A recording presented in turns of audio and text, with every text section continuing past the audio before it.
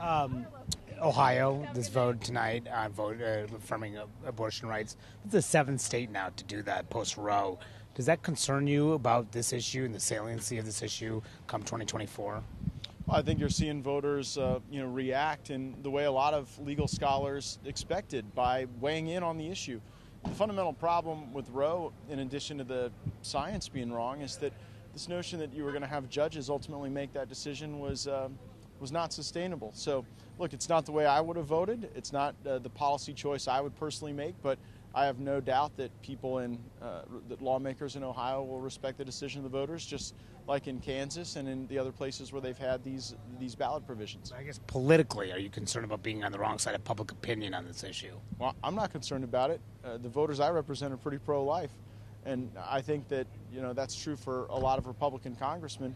But I do think that we've got members in swing districts who are going to have to really refine their thinking on this, and for some that means federal floor, and then flexibility for states to be able to react, and for others it's entirely a state issue.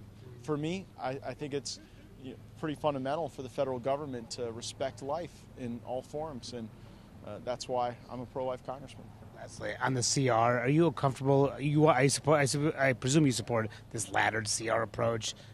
Is that right? If the speaker goes a different route, what would you do? So the concept that we discussed today with the speaker is exciting because it breaks us from this theory that you have to take one vote on all of government to extend every agency for precisely the same duration of time.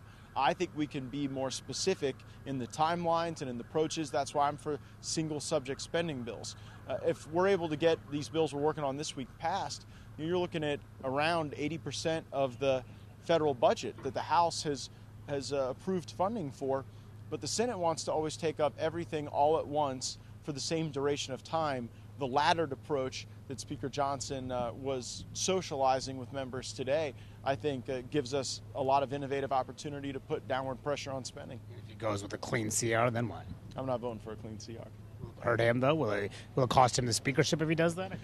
He never promised me he would, unlike the last guy. And remember, there's a big difference, right? Kevin McCarthy never wanted to get to single subject spending bills. You know how your viewers can take great confidence in that? He only passed one in the first 7 months.